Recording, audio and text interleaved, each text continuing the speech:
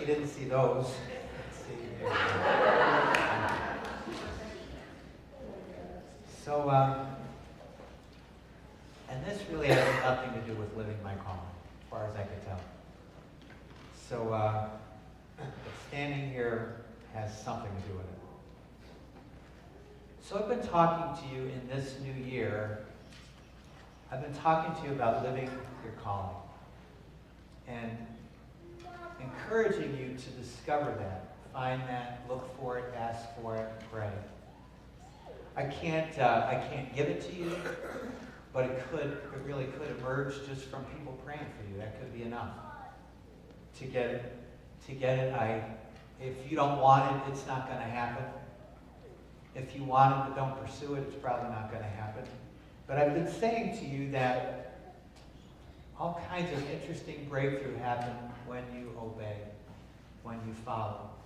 And I know, because of my experience in the Christian life, I know that many Christians are waiting for something before they take the next step. Many times they do.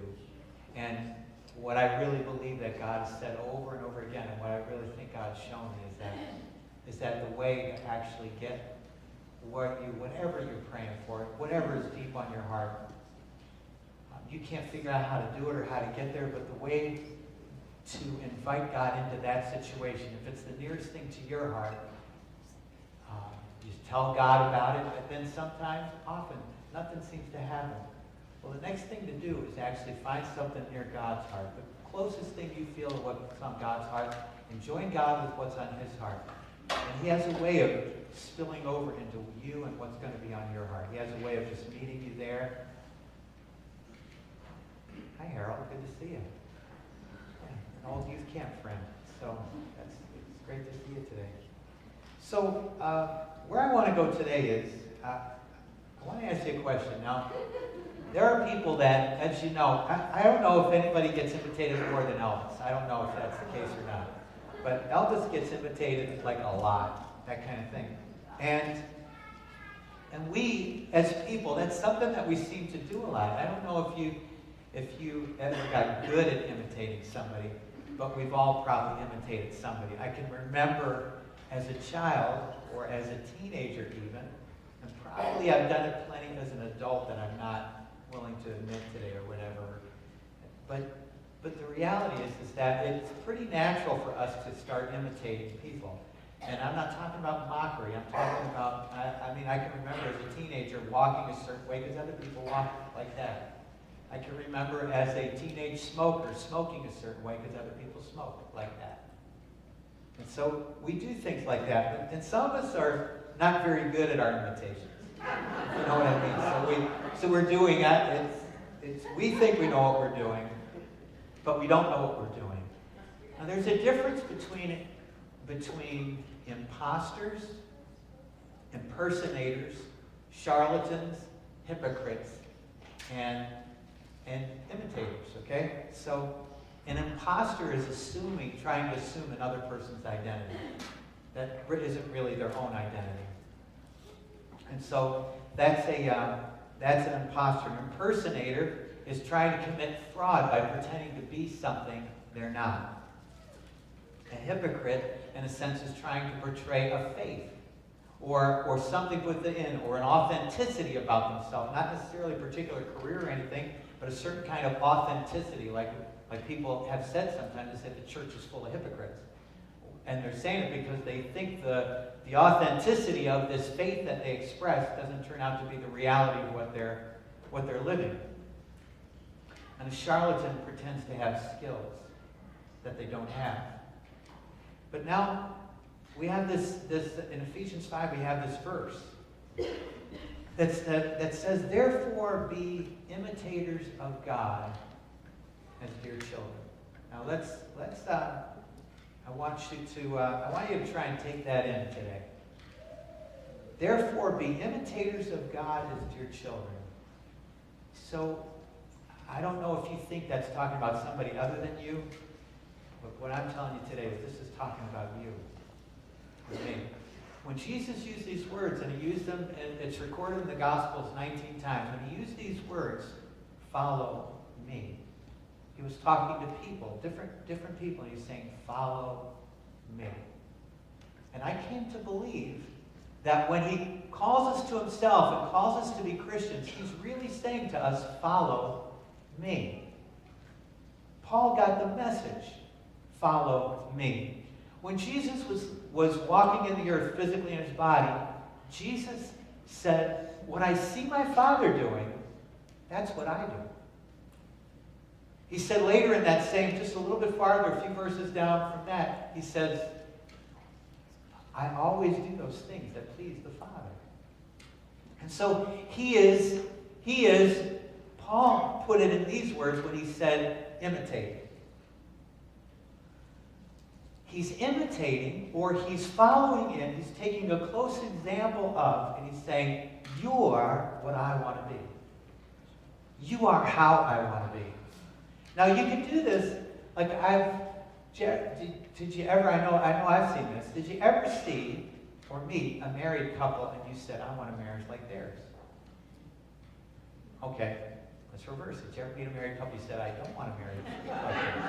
You say, whoa, we don't want any of that.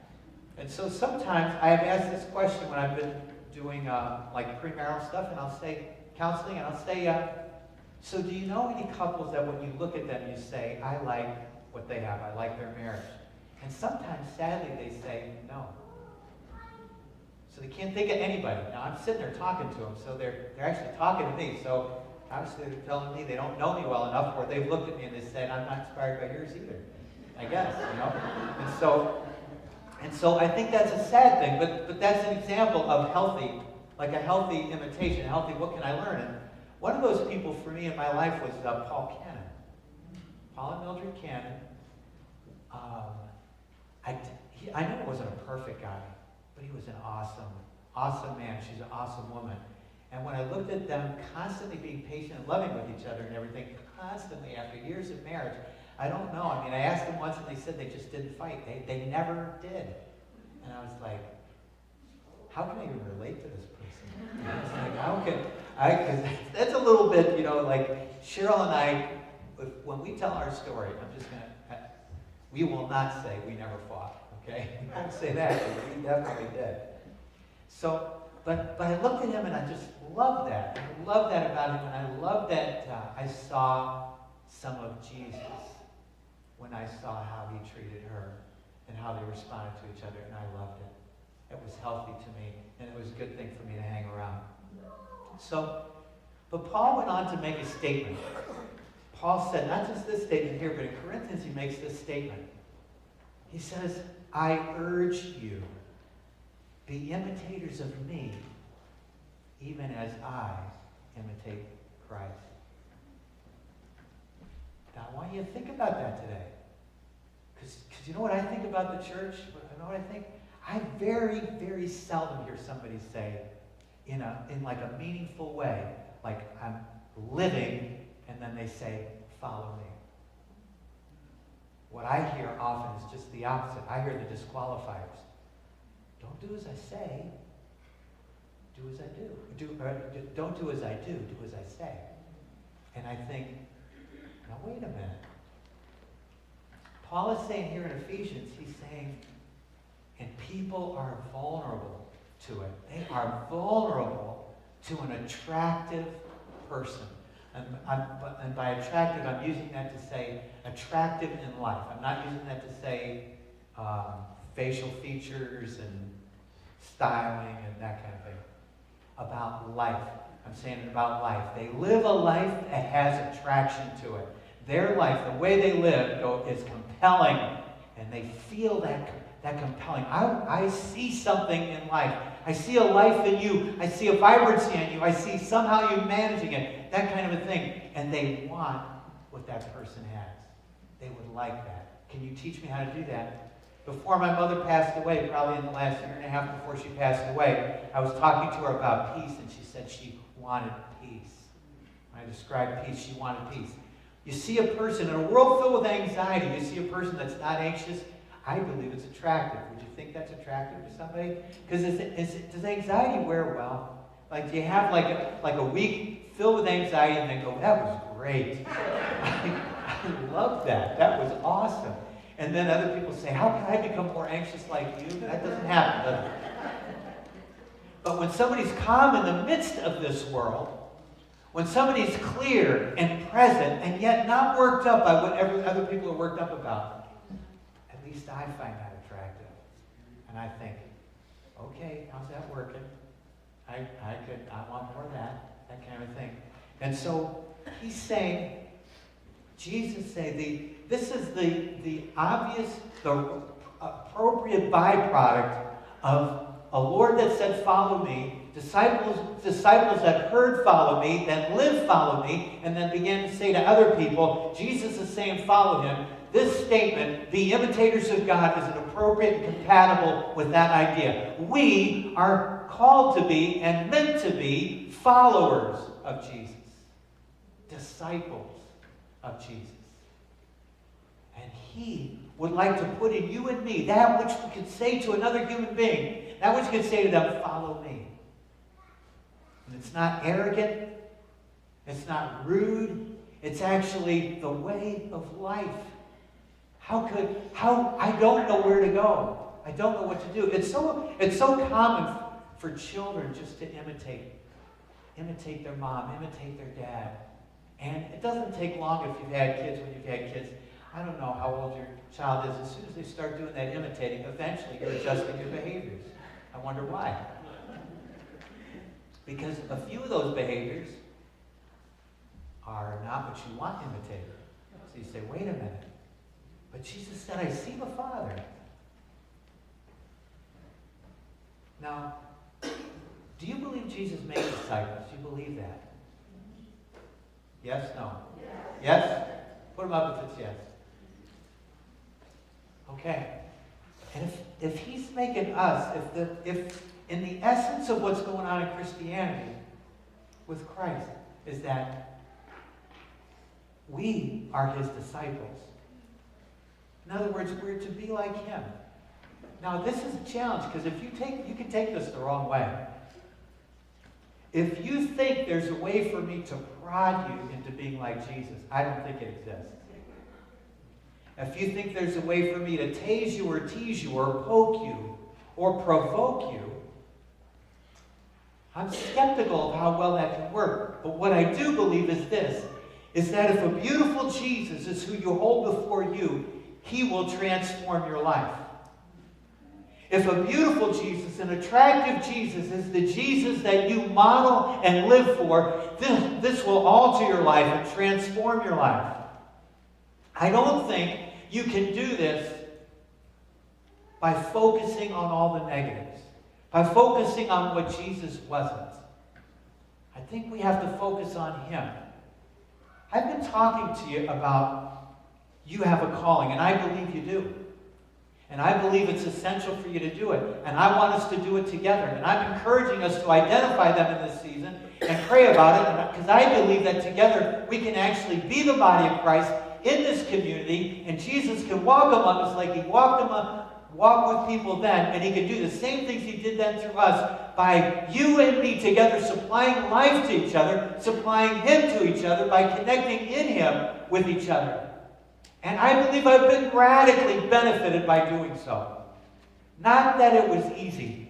So we're in this building. This is an example. We're in this building. This building is a debt-free building, okay, which is a big deal in our world.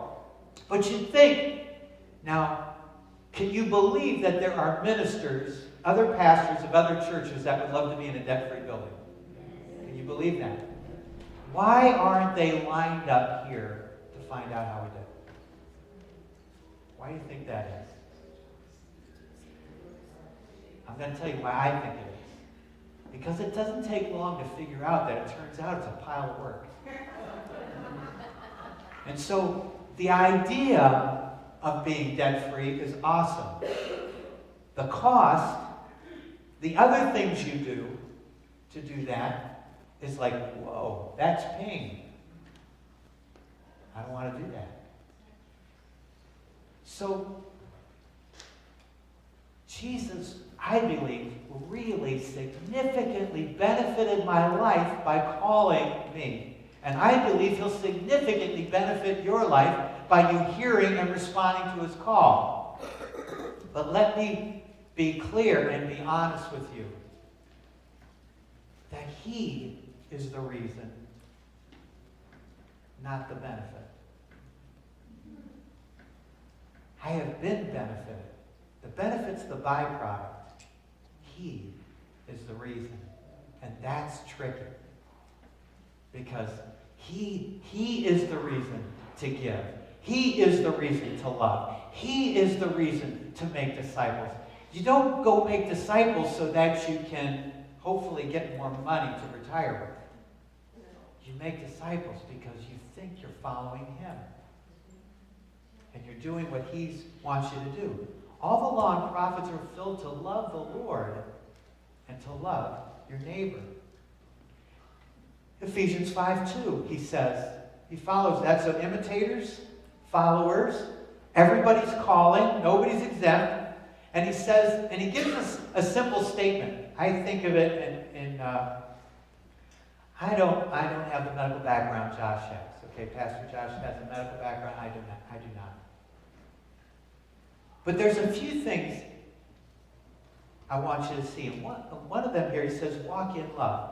I think when we touch love the way God wants us to touch his love, it's sort of like a miracle that takes care of a bunch of things that we don't understand and can't figure out. He says, walk in love as Christ also loved us and gave himself for us, an offering, a sacrifice to God for a sweet-smelling aroma. So we are supposed to walk together in love. Jesus said, a new commandment do I give you, to love one another as I have loved you, that you also love one another.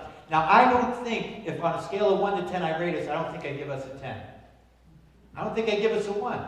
But I just can't give us a 10. Do you understand that? Can you understand that we got room to grow in this thing? Maybe significant room to grow in this thing?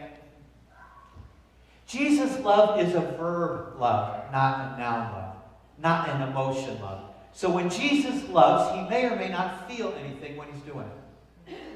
When you love, you may or may not feel it when you do it, when you're doing the loving thing. Like to give to a person, to stop and help a person, you may not feel a thing. You may just be doing and being and showing up, but you don't necessarily like, oh, I just feel like stopping. I feel like pulling your car out of a ditch. I feel like doing these, whatever it is, I feel it. But you may not feel it. But if you do it, that's more likely love than the person that says, I feel, but then when it comes time to do, they're not present. That's a bit of a problem. That's a bit of a challenge for us.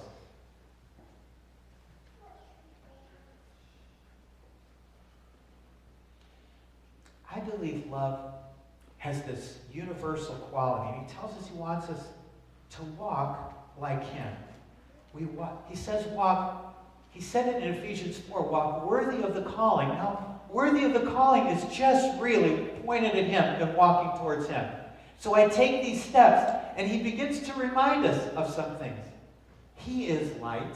If we're following him who is light, then we turn in to become light like him. Because he said to us, he said in Matthew, he said, you are, not just he is, but you are the light of the world. Because he is wise, if we follow him, we become wise.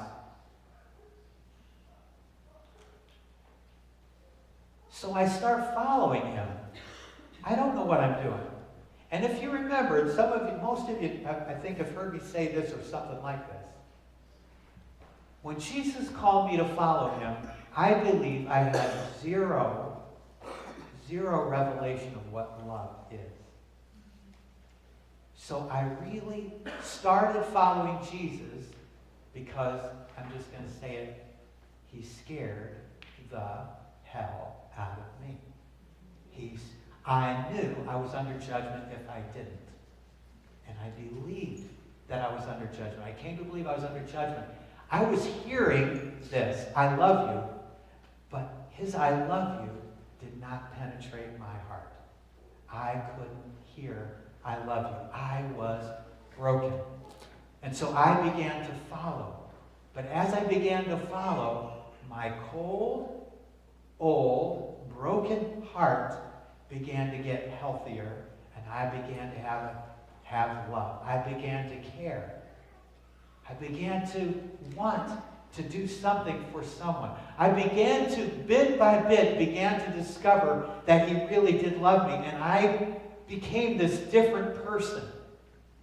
Not a perfect person. But I became this different person, this person that became a faithful husband, that became a faithful dad and a good dad, that became a good neighbor to my neighbors and things like that, a neighbor worth having and things like that. And so I love those things, and I love becoming those things. But I didn't get them by trying to get them. I got them by following him. I don't know what can happen in your life if you'll follow him. I don't know for sure if you and I do we embrace the idea that fundamentally what he said to us is, be imitators of me. Do you think that's you now? Is that what we're living when we leave here? Am I an imitator of him? Now, I've met a lot of Christians over the years. People have told me they're Christians. I've seen bitter Christians, complaining Christians, fearful Christians, broken Christians, lying Christians, stealing Christians, immoral Christians, all the time telling me that's what they are, but stuck. And they're not stuck doing the call. They're stuck somewhere else. They're stuck in that stuff. And it's complicated sometimes, and it's distracting sometimes. In Hebrews, he says that you do not become sluggish, Hebrews 6:12, but imitate those